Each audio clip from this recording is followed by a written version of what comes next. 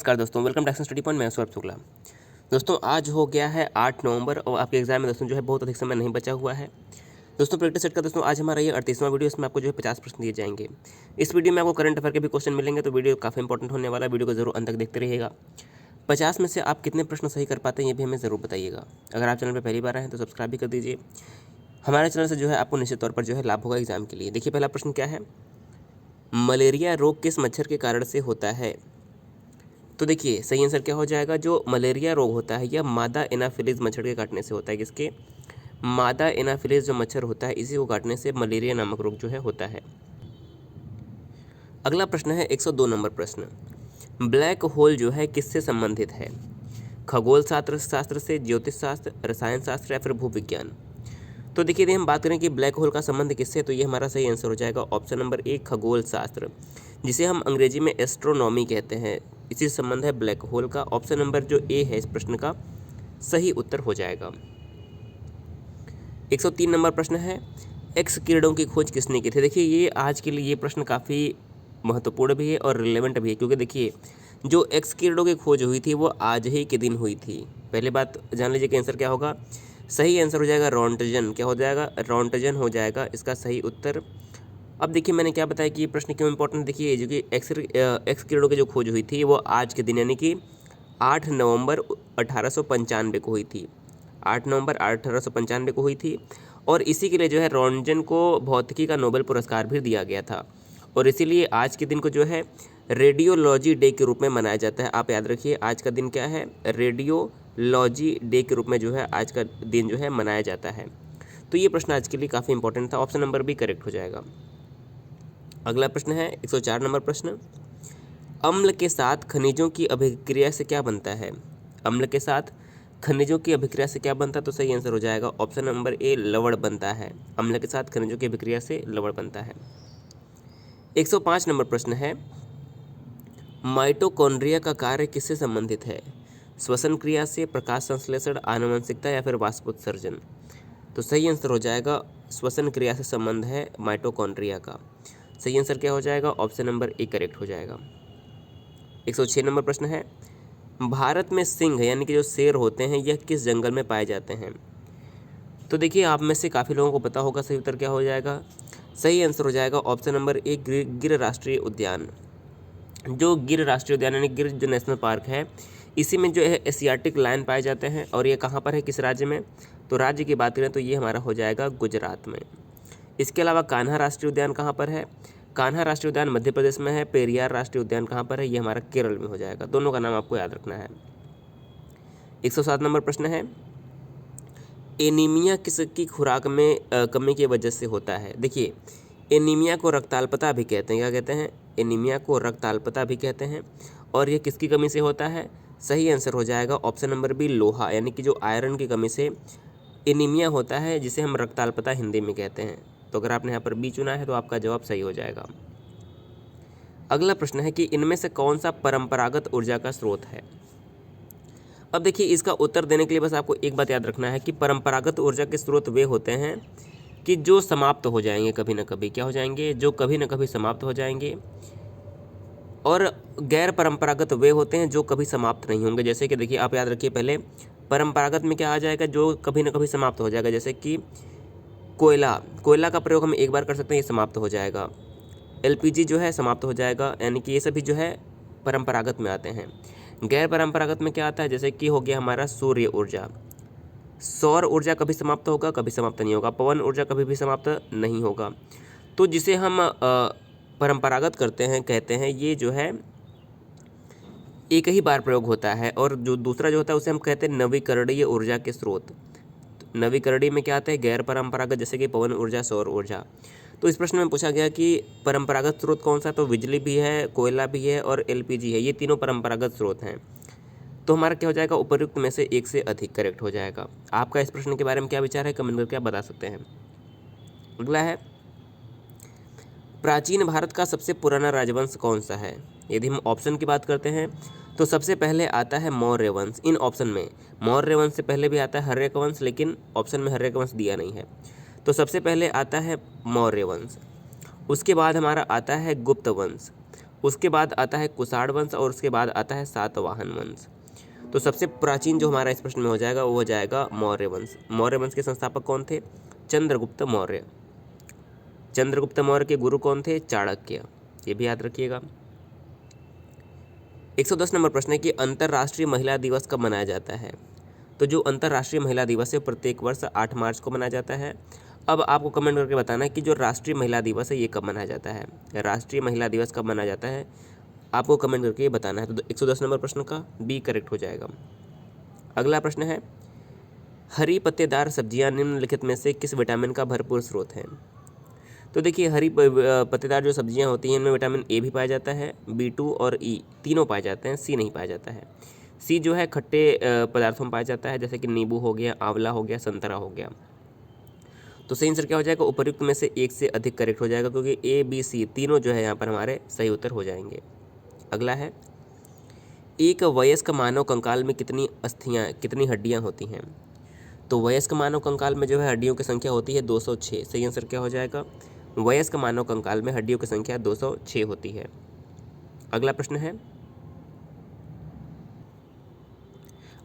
है 113 नंबर प्रश्न, मानव शरीर में परिसंचरण तंत्र के अंतर्गत रक्त महाधमनी में कहाँ से प्रवेश करती है? तो रक्त जो है महाधमनी में बाएं सिरे से प्रवेश करती है। सही आंसर क्या हो जाएगा? बाएं सिरा से प्रवेश करती है। ऑप्शन नंबर बी करेक्ट हो जाएगा। अगला प्रश्न है, 3-4 साल के एक बच्चे में दूध के दांत में शामिल नहीं होता है कौन सा दांत? कृंतक दांत जो है होता है, रदनक दांत होता है, अग्र चर्वणक होता है। देखिए चर्वणक दांत जो नहीं होता है, कोई भी जो बच्चा होता है जिसके दूध के दांत होते हैं उसमें चर्वणक दांत नहीं होता है। ऑप्शन नंबर सी यहाँ पर हमारा करेक्ट हो जाएगा। अगला प्रश्न है, एक वयस्क मानव प्रत्येक 24 घंटे में कितनी मात्रा में मूत्र उत्सर्जित करता है? तो सही आंसर हो जाएगा, एक वयस्क मनुष्य जो है 24 घंटे में 1.5 लीटर जो है मूत्र उत्सर्जित करता है। बी ऑप्शन अगर आपने चुना है तो आपका जवाब सही हो जाएगा। अगला प्रश्न है, नेत्र के किस भाग में एक वर्णक मौजूद होता है जो नेत्र के भूरे रंग, नीले रंग या फिर काले रंग के लिए जिम्मेदार होता है? तो देखिए अगर आप किसी की आंख देखेंगे उसमें जो हमारा बीच का भाग होता है जो हमारा नेत्र का रंग बताता है उसे हम कहते हैं आइरिस। सही आंसर क्या हो जाएगा? आइरिस जो है आंख के रंग का निर्धारण करता है। सी ऑप्शन यहाँ पर हमारा करेक्ट हो जाएगा। अगला प्रश्न है 118 नंबर प्रश्न, उस ग्रंथि का नाम बताएं जो रक्तचाप को नियंत्रित करता है। उस ग्रंथि का नाम बताएं जो रक्तचाप को नियंत्रित करता है। सही आंसर हो जाएगा ऑप्शन नंबर बी, अधिविर्क ग्रंथि जो है रक्तचाप को जो है नियंत्रित करता है। अगला प्रश्न है, मानव शरीर के किस अंग में लिम्फोसाइट कोशिकाओं का निर्माण होता है? तो सही आंसर क्या हो जाएगा? मानव शरीर का जो अस्थि मज्जा होता है जिसे हम अंग्रेजी में बोन मैरो कहते हैं, इसी में लिम्फोसाइट कोशिकाओं का निर्माण होता है। बी ऑप्शन यहाँ पर सही हो जाएगा। अगला प्रश्न है, मनुष्यों में बौनापन किसके स्राव के कारण होता है? तो बौनापन का जो कारण होता है वो होती है थायरोक्सिन हार्मोन। तो ऑप्शन नंबर बी करेक्ट हो जाएगा। अब देखिए यहाँ से जो है हमारे करंट अफेयर के क्वेश्चन शुरू हो जाएंगे। 30 प्रश्न जो है वो करंट अफेयर के मिलने वाले हैं। अगला है, हाल ही में किस देश के टेनिस स्टार जेमी हैम्पटन ने प्रोफेशनल टेनिस से संन्यास की घोषणा की है? तो सही आंसर हो जाएगा, देखिए जो जेमी हैम्पटन है ये टेनिस खिलाड़ी थी जो कि अमेरिकी की टेनिस खिलाड़ी थी और इन्होंने हाल ही में जो है संन्यास की घोषणा कर दी है। तो सही आंसर क्या हो जाएगा? Option number B America correct हो जाएगा। जो जेमी हैम्पटन थी ये अमेरिकी टेनिस खिलाड़ी थी। अगला प्रश्न है 122 नंबर प्रश्न, केंद्र सरकार ने हाल ही में किस राज्य में कोणार्क सूर्य मंदिर के पूर्ण सौरकरण के लिए एक योजना शुरू की है? तो देखिए इस प्रश्न का उत्तर आप आसानी से दे सकते हैं। जो सूर्य मंदिर है ये कहाँ पर है? तो जो कोणार्क का सूर्य मंदिर है ये हमारा है उड़ीसा में। तो सही आंसर हो जाएगा, केंद्र सरकार ने जो है उड़ीसा राज्य में जो है कोणार्क मंदिर के लिए पूर्ण सौरकरण के लिए जो योजना है शुरू की है। तो सही आंसर क्या हो जाएगा? Option number C Orissa. Orissa की राजधानी है भुवनेश्वर, मुख्यमंत्री हैं नवीन पटनायक, राज्यपाल हो जाएंगे गणेशी लाल। अगला प्रश्न है, सार्वजनिक क्षेत्र के किस बैंक ने कोरोना वायरस यानी कि कोविड-19 से प्रभावित अपने सभी लेनदारों को ऋण सहायता उपलब्ध कराने की घोषणा की है? तो सही आंसर हो जाएगा option number C, Canara bank ने जो है कोविड-19 से प्रभावित अपने लेनदारों को जो है ऋण सहायता उपलब्ध कराने की घोषणा की है। सही आंसर क्या हो जाएगा? Option number C, Canara bank. अगला प्रश्न है, भारत और किस देश ने 25 मई को आर्टिफिशियल इंटेलिजेंस तकनीक के माध्यम से संयुक्त अनुसंधान और विकास पर चर्चा की? तो सही आंसर हो जाएगा इस प्रश्न का भारत और इजराइल ने जो है 25 मई 2020 को आर्टिफिशियल इंटेलिजेंस तकनीक के माध्यम से जो है संयुक्त अनुसंधान और विकास पर चर्चा की है। तो सही आंसर क्या हो जाएगा? ऑप्शन नंबर बी इजराइल जो है इस प्रश्न का सही उत्तर हो जाएगा। इजराइल की कैपिटल क्या है? यरूशलेम। मुख्य यहाँ के प्राइम मिनिस्टर कौन है? तो यहाँ के हो जाएंगे बेंजामिन नेतन्याहू, राष्ट्रपति हैं, माफ़ कीजिएगा। अगला प्रश्न है कि हाल ही में किस राज्य ने निवेश को आकर्षित कर खेल गतिविधियों को बढ़ावा देने के लिए खेल को उद्योग का दर्जा दिया है? तो हाल ही में खेल को उद्योग का दर्जा देने वाला राज्य बना है मिजोरम। सही आंसर क्या हो जाएगा? Option number B Mizoram.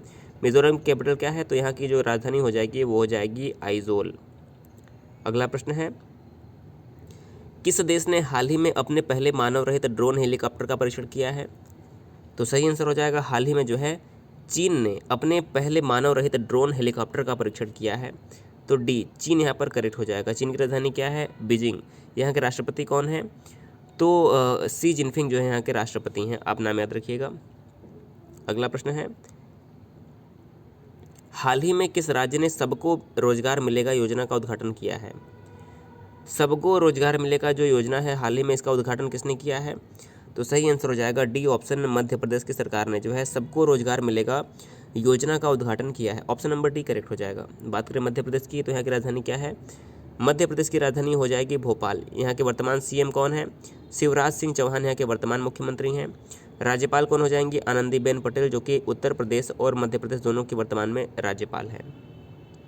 अगला है 128 नंबर प्रश्न। प्रधानमंत्री नरेंद्र मोदी ने चक्रवात प्रभावित बंगाल के लिए कितने करोड़ रुपए के राहत पैकेज की घोषणा की है? तो सही आंसर हो जाएगा 1000 करोड़ रुपए के जो है राहत पैकेज की घोषणा की है बंगाल के लिए। ऑप्शन नंबर ए जो है करेक्ट हो जाएगा। बंगाल की राजधानी क्या है? कोलकाता। पश्चिम बंगाल की राजधानी कोलकाता। मुख्यमंत्री ममता बनर्जी और यहाँ के राज्यपाल हो जाएंगे जगदीप धनखड़। अगला प्रश्न 129। किस राज्य के पूर्व स्वास्थ्य मंत्री तथा वित्त मंत्री राजेंद्र प्रसाद सिंह का गुरुग्राम के एक अस्पताल में निधन हो गया? तो सही आंसर हो जाएगा जो राजेंद्र प्रसाद सिंह थे, ये झारखंड के पूर्व स्वास्थ्य मंत्री एवं वित्त मंत्री थे, जिनका हाल ही में जो है गुरुग्राम के एक निजी अस्पताल में जो है निधन हो गया। ऑप्शन नंबर डी इस प्रश्न का सही हो जाएगा। अगला प्रश्न है विश्व कछुआ दिवस यानी कि वर्ल्ड टर्टल डे किस दिन मनाया जाता है? तो विश्व कछुआ दिवस जो है प्रत्येक वर्ष 23 मई को मनाया जाता है। सही आंसर क्या हो जाएगा? 23 मई को विश्व कछुआ दिवस मनाया जाता है। अगला प्रश्न है केंद्र सरकार ने हाल ही में वीजा शर्तों के उल्लंघन मामले में 2550 यानी कि 2550 विदेशी तबलीगी जमातियों को कितने वर्ष तक भारत में आने पर प्रतिबंध लगा दिया है? तो सही आंसर हो जाएगा 10 वर्ष के लिए जो है प्रतिबंध लगा दिया है। अगला प्रश्न है हाल ही में ब्रिटेन में भारत की नई उच्चायुक्त किसे नियुक्त किया गया है? तो हाल ही में ब्रिटेन में जो है गायत्री कुमार को नई उच्चायुक्त जो है ब्रिटेन में नियुक्त किया गया भारत की, किसे? गायत्री कुमार को। ऑप्शन नंबर बी करेक्ट हो जाएगा। अगला प्रश्न है हाल ही में भारत ने अंतर्राष्ट्रीय वैक्सीन गठबंधन को कितने मिलियन डॉलर की मदद करने का फैसला किया है? तो भारत ने जो है अंतर्राष्ट्रीय वैक्सीन गठबंधन को 15 मिलियन डॉलर जो है इसका सहयोग करने का फैसला किया है। सही आंसर क्या हो जाएगा? 25 मिलियन डॉलर। अगला है किस युवा महिला क्रिकेट खिलाड़ी को हाल ही में अर्जुन अवार्ड के लिए सम्मानित किया गया है? तो देखिए दीप्ति शर्मा को जो है अर्जुन अवार्ड से सम्मानित किया गया है। बी करेक्ट हो जाएगा। 29 अगस्त को जो है राष्ट्रीय खेल दिवस पर राष्ट्रीय खेल पुरस्कार जो है वितरित किए जाते हैं। अगला है केंद्र सरकार ने जल जीवन मिशन के तहत हाल ही में किस राज्य को 1832 करोड़ रुपए आवंटित किए हैं? तो जल जीवन मिशन के अंतर्गत जो है केंद्र सरकार ने 1832 करोड़ रुपए जो है बिहार के लिए जो है आवंटित किया है। ऑप्शन नंबर बी करेक्ट हो जाएगा, बिहार के लिए। अगला प्रश्न है 136 नंबर प्रश्न है कि विश्व तंबाकू निषेध दिवस किस दिन मनाया जाता है? तो सही आंसर हो जाएगा 31 मई को जो है विश्व तंबाकू निषेध दिवस जो है मनाया जाता है, वर्ल्ड एंटी टोबैको डे। अगला प्रश्न है अश्विनी भाटिया को हाल ही में किस भारतीय बैंक के नए प्रबंध निदेशक के रूप में नियुक्त किया गया है? तो अश्विनी भाटिया को जो है हाल ही में स्टेट बैंक ऑफ इंडिया यानी कि SBI के नए प्रबंध निदेशक के रूप में जो है नियुक्त किया गया है। ऑप्शन नंबर 1 करेक्ट हो जाएगा। बात करें कि SBI के वर्तमान में अध्यक्ष कौन है? तो रजनीश कुमार जो है वर्तमान में SBI का अध्यक्ष हैं। SBI का मुख्यालय कहाँ पर है? SBI का जो मुख्यालय हो जाएगा मुंबई में। स्थापना हुई थी 1 जुलाई 1955 को। अगला प्रश्न है भारतीय कुश्ती महासंघ ने पहलवान विनेश फोगाट का नाम किस अवार्ड के लिए भेजा था? तो खेल रत्न के लिए भेजा था। ऑप्शन नंबर 1 करेक्ट हो जाएगा, विनेश फोगाट का नाम। अगला प्रश्न है, हाल ही में किस देश ने दक्षिण कोरिया में अमेरिका की थर्ड मिसाइल रक्षा प्रणाली की मौजूदगी को लेकर जो है आपत्ति दर्ज कराई है? तो हाल ही में जो है चीन ने दक्षिण कोरिया में अमेरिका की थर्ड मिसाइल रक्षा प्रणाली को लेकर जो है आपत्ति दर्ज कराई थी। किसने? चीन ने। अगला प्रश्न है, हाल ही में कैलिफोर्निया के सैन डियागो स्थित जनरल एटॉमिक्स ग्लोबल कॉरपोरेशन के मुख्यालय का चीफ एग्जीक्यूटिव किसे नियुक्त किया गया है? सही आंसर हो जाएगा विवेक लाल को जो है ये नियुक्त किया गया है। अगला प्रश्न देखिए, किस देश की निजी इक्विटी कंपनी KKR ने रिलायंस इंडस्ट्रीज लिमिटेड के जियो प्लेटफॉर्म में हाल ही में 11,367 करोड़ रुपए का निवेश करने का ऐलान किया है? तो जो निजी इक्विटी कंपनी KKR है, इसका संबंध जो है अमेरिका से है। यह अमेरिकी कंपनी है जिसने हाल ही में 11,367 करोड़ रुपए जो है जियो प्लेटफॉर्म्स में निवेश किया है। अगला प्रश्न है, किस राज्य सरकार ने राष्ट्रव्यापी लॉकडाउन के कारण प्रभावित राज्यों के MSME क्षेत्र को सहारा देने के लिए रीस्टार्ट नामक एक नया कार्यक्रम शुरू किया है? तो किस राज्य ने रीस्टार्ट नामक योजना शुरू किया? सही आंसर हो जाएगा option number B, Andhra Pradesh सरकार ने। यहाँ के मुख्यमंत्री हो जाएंगे जगन मोहन रेड्डी, राज्यपाल हो जाएंगे विश्वभूषण हरिचंदन, राजधानी जो हो जाएगी आंध्र प्रदेश की अमरावती। अगला है, विश्व बैंक ने किस भारतीय अर्थशास्त्री को दक्षिण एशिया में जलवायु परिवर्तन और आपदा प्रबंधन के लिए महत्वपूर्ण पद पर नियुक्त किया है? सही आंसर हो जाएगा आपहास झा को जो है इसके लिए नियुक्त किया गया है। अगला प्रश्न है, भारत के किस लेजेंड हॉकी खिलाड़ी और 3 बार के ओलंपिक स्वर्ण पदक विजेता का लंबी बीमारी के बाद 25 मई 2020 को निधन हो गया? तो इस प्रश्न का सही आंसर हो जाएगा बलवीर सिंह सीनियर का जो है हाल ही में निधन हो गया था। ऑप्शन नंबर बी करेक्ट, एक जो है Balbir Singh senior correct answer हो जाएंगे। अगला प्रश्न है कि हाल ही में दिल्ली बीजेपी अध्यक्ष के रूप में किसे चुना गया है? तो देखिए, हाल ही में जो है आदेश गुप्ता को दिल्ली बीजेपी का नया अध्यक्ष चुना गया है, नियुक्त किया गया है। इनसे पहले जो थे मनोज तिवारी जो थे यहाँ के अध्यक्ष थे दिल्ली बीजेपी। कौन थे? मनोज तिवारी थे। अब आदेश गुप्ता जो है बन गए हैं।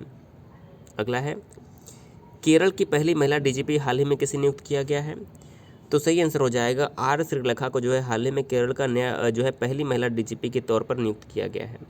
अगला है, रियो ओलंपिक पदक विजेता साक्षी मलिक ने हाल ही में किस अवार्ड के लिए अपना आवेदन भेजा था? देखिए, इन्होंने जो है अर्जुन अवार्ड के लिए नामांकन भेजा था, लेकिन इन्हें मिला नहीं है, जबकि इन्हें खेल रत्न मिल चुका है। फिर भी इन्होंने जो है अर्जुन अवार्ड के लिए अपना नामांकन भेजा था, लेकिन इन्हें जो है अर्जुन अवार्ड इस बार नहीं दिया गया है। अगला है, राष्ट्रीय खाद्य सुरक्षा और मानक प्राधिकरण FSSAI का मुख्य कार्यकारी अधिकारी हाल ही में किसे नियुक्त किया गया है? तो इस प्रश्न का सही आंसर हो जाएगा option number B, Arun Singhal को जो है नियुक्त किया गया है FSSAI। ऑप्शन नंबर बी इस प्रश्न का सही उत्तर हो जाएगा। अगला प्रश्न है 149, हाल ही में न्यू डेवलपमेंट बैंक के नवीन अध्यक्ष किसे चुना गया है? तो न्यू डेवलपमेंट बैंक के जो नए अध्यक्ष अभी चुने गए उनका नाम हो जाएगा Marcos Trejo. Option number D correct हो जाएगा। और आज का हमारा अंतिम प्रश्न है, केंद्र सरकार ने हाल ही में सूक्ष्म, लघु और मध्यम उद्यमों की समस्याओं के समाधान में सहायता करने हेतु किस नाम से एक पोर्टल लॉन्च किया है? तो केंद्र सरकार ने जो है हाल ही में चैंपियन नाम से एक पोर्टल लॉन्च किया है। सही आंसर क्या हो जाएगा? सी करेक्ट हो जाएगा। तो देखिए, वीडियो में हमने 50 प्रश्न देख लिए। आपने कितने प्रश्न सही किए हमें ज़रूर बताइएगा। दोस्तों, वीडियो अगर आपको पसंद आए तो वीडियो को जरूर शेयर करिएगा। चैनल पर पहली बार आए तो सब्सक्राइब भी कर दीजिएगा। वीडियो देखने के लिए बहुत बहुत धन्यवाद।